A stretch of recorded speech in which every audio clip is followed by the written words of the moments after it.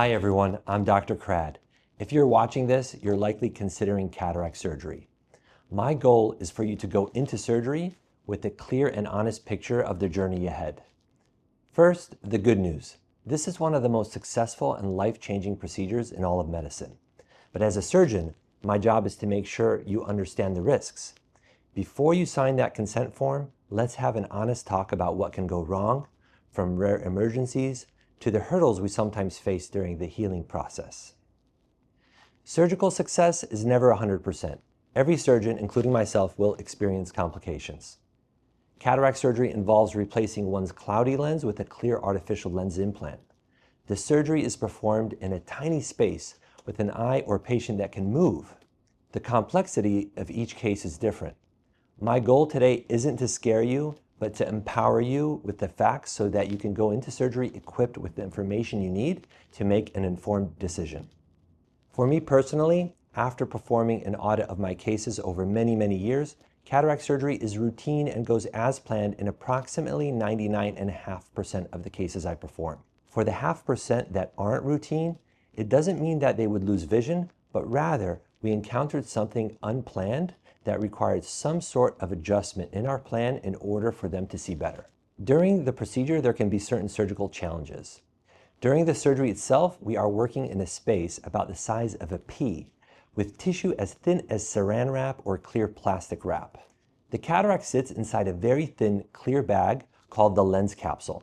If this capsule tears during cataract removal, it can prevent us from placing your new lens implant in the originally intended spot. Ideally, we place the lens implant inside the housing of the previous cataract called the lens capsule. That's the lens's physiologic position. If that capsule tears, we may not be able to place the new lens implant inside the lens capsule, so we would go to plan B. This might involve using a different make and model of a lens implant and placing it in a different part of the eye to ensure long-term stability and safety. A tear in that lens capsule often necessitates a procedure called an anterior vitrectomy. This is where we remove some of the vitreous gel that is normally behind the lens of the eye.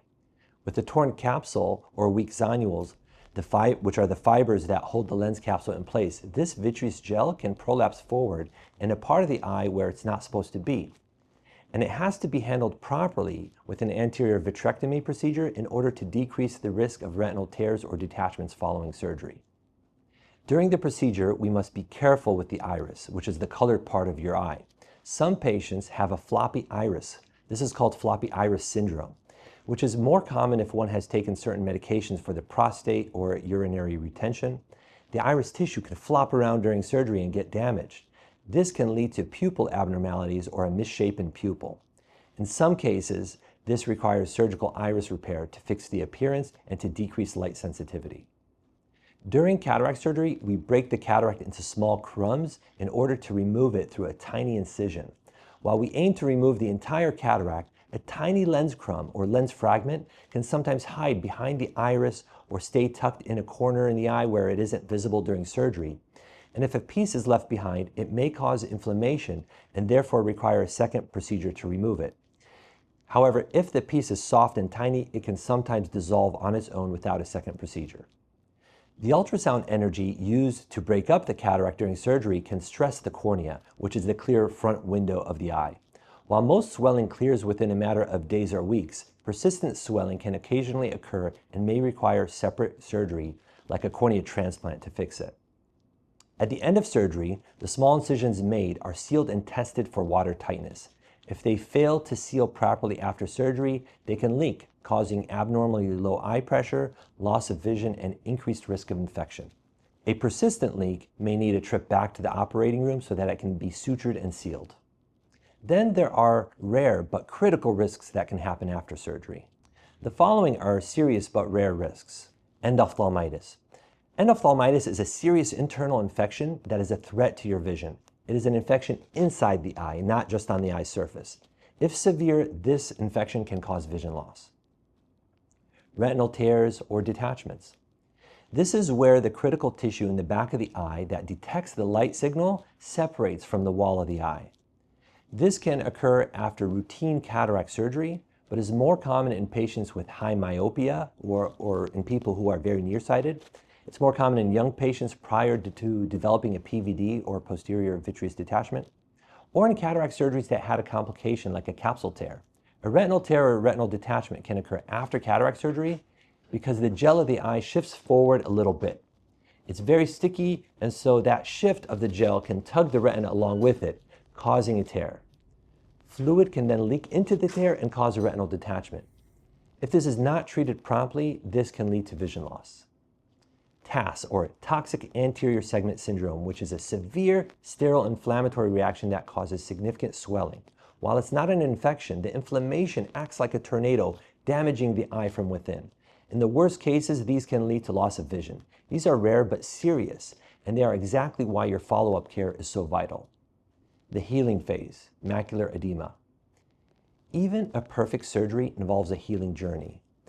One thing we watch out for is macular edema.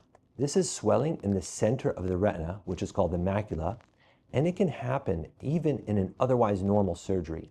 It usually causes blurred vision 1 to 2 months after cataract surgery.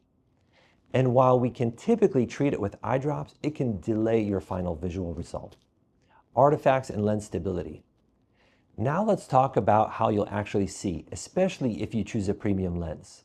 If you choose a multifocal or extended depth of focus lens, there is a higher incidence of halos or glare around lights at night. Most people's brains adapt to this, but it is a known trade-off for that range of vision. Unlike multifocal lenses, monofocal lenses have a single point of focus, and unwanted halos and glare are typically less common. However, monofocal lenses are associated with more dependence on glasses after surgery. Shadows in your vision. After surgery, you may notice a dark shadow in your peripheral vision, like a crescent. It is a shadow caused by light scatter off the edge of your lens implant, and it can be quite annoying. For most people, it fades over time. If it's severe and persistent, then a second procedure could be performed to adjust your lens implant's position, decreasing or hopefully getting rid of that shadow entirely. This shadow is called negative dysphotopsia.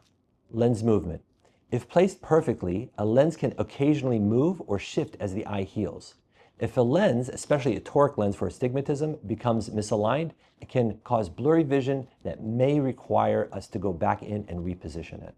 The refractive surprise. Your lens implant is implanted into a clear lens capsule within your eye. And because every eye heals differently, this capsule may shrink wrap around your lens implant differently. And so we cannot be 100% accurate every time. This is what we call a refractive surprise. If we miss the target, you have options. Glasses or contact lenses, often the simplest and safest way to clear up that residual blur.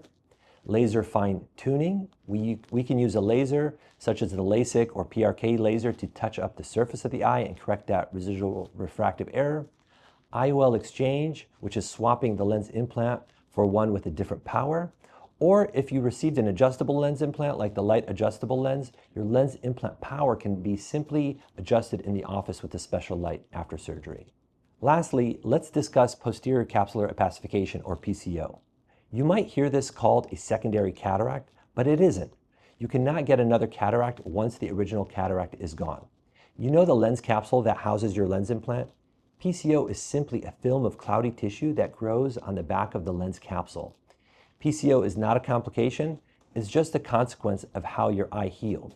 We fix this with a quick 30-second laser treatment in the office called the capsulotomy, sometimes referred to as a lens polish. Before we wrap up, I want to touch on 2 important points. First, your individual risk factors matter.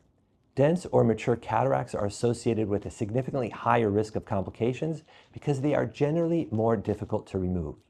That is exactly why surgeons usually recommend that patients remove their cataracts before they reach the point of total blindness. It's simply safer for the eye. Not cooperating with your surgeon's recommendations can affect your outcome as well. Not using your eye drops as prescribed can increase the risk of infection and inflammation and swelling in the back of the eye. Use your medications as prescribed and make sure not to miss your recommended post-operative appointments. Early detection of problems is best, and we can't detect a problem without examining your eye. Finally, if one does encounter complications or issues with healing requiring additional treatments or surgeries, can sometimes be accompanied by additional costs, whether from your insurance, facility fees, or doctor visits. I hope you found this video helpful. If you have questions about your specific eye health, talk to your surgeon. As always, I appreciate your attention. Thank you so much for watching. I'll catch you on the next one. Peace.